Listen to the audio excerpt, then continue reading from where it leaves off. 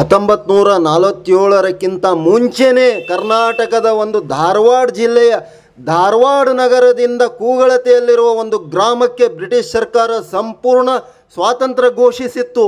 ಇದು ಸತ್ಯ. ಏಕೆಂದರೆ ಜಗತ್ತಿಗೆ ಗೊತ್ತು 1947ರ ನಂತರ ಭಾರತಕ್ಕೆ ಸ್ವಾತಂತ್ರ್ಯ ಸಿಕ್ಕಿತ್ತು.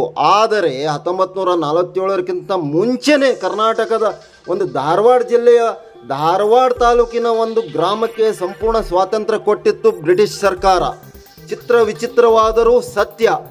ಆಲ್ ಇಂಡಿಯಾ ಸೋಷಿಯಲ್ ಮೀಡಿಯಾ ಯೂನಿಯನ್ಗೆ ತಮಗೆಲ್ಲ ಸ್ವಾಗತ. ನಾನು ಗೂಗಲ್ ರಿಪೋರ್ಟರ್ ಗುರುರಾಜ್ ಮಾಡುವ ನಮಸ್ಕಾರಗಳು. ನಮಸ್ಕಾರ ವೀಕ್ಷಕರೇ.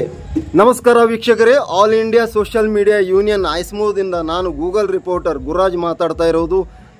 ಕರ್ನಾಟಕದ ಈ ಒಂದು ಗ್ರಾಮದಲ್ಲಿ ಎಂಥ ಘಟನೆ ನಡೆದಿತ್ತು ಅಂದರೆ, ಬ್ರಿಟಿಷರು ಕೂಡ ಇಲ್ಲಿ ಅಪ್ಪಿತಪ್ಪಿ ಬಂದಿದ್ದರು ಈ ಗ್ರಾಮಕ್ಕೆ. ಆದರೆ ಮರಳಿ ಎಂದೂ ಬರಲಿಲ್ಲ ಅವರು. ಇಂಗ್ಲೆಂಡ್ಗೆ ಹೋಗುವವರೆಗೆ ಈ ಗ್ರಾಮದ ಒಂದು ಹೆಸರು ಕೇಳಿದರೆ ಅವರಲ್ಲಿ ಮೈ ನಡುಕ ಹುಡ್ತಿತ್ತು. ಹಾಗಾದರೆ ಏನಾಗಿತ್ತು ಈ ಬ್ರಿಟಿಷರ ಮೇಲೆ ಎಂಥ ಪರಿಣಾಮ? ಈ ಊರಿನ ಹೆಸರು ಕೇಳಿದರೆ ಅವರಿಗೆ ಯಾಕೆ ಒಂಥರ ರೋಮಾಂಚನಗೊಳ್ತಿದ್ರು ಅವರು. ಅಷ್ಟೇ ಹೆದರಿಕೆನೂ ಕೂಡ ಆಗ್ತಿತ್ತು ಅವರಿಗೆ. ಎಲ್ಲಿದೆ ಈ ಗ್ರಾಮ? ಈ ಗ್ರಾಮದಲ್ಲಿ ಈ ರಾಜ ಮಹಾರಾಜ ದೊಡ್ಡ ದೊಡ್ಡ ಸಂಸ್ಥಾನಗಳಿಗೆ ಶಸ್ತ್ರಗಳನ್ನು ತಯಾರು ಮಾಡ್ತಿದ್ರು ಈ ಊರಿನ ಒಂದು ಕುಲುಮೆಯಲ್ಲಿ. ಅಂಥ ದೊಡ್ಡ ಗ್ರಾಮ ಇದು. ಸ್ವಾತಂತ್ರ್ಯಕ್ಕಾಗಿ ಹೋರಾಡಿದಂಥ ಈ ಗ್ರಾಮದ ಹಿರಿಯರು, ಆ ಗ್ರಾಮದ ಘಟನೆ, ಆ ಗ್ರಾಮದ ಕತೆ ಕೇಳಿದ್ರು ನಮಗೂ ರೋಮಾಂಚನ ಆಯಿತು. ಯಾಕೆ ಬ್ರಿಟಿಷರು ಇಲ್ಲಿಂದ ನಡುಕ್ತಾ ಕಣ್ಣು ಕಳ್ಕೊಂಡು ಹೋದರು? ನೀವು ನಮ್ಮ ಜೊತೆ ಸಂಪರ್ಕದಲ್ಲಿರಿ. All India Social Media Union ನಿಮಗಾಗಿ ವಿಚಿತ್ರ ಆದರೆ ಸತ್ಯ ಘಟನೆಗಳನ್ನು ತರ್ತಾನೆ ಇರುತ್ತೆ.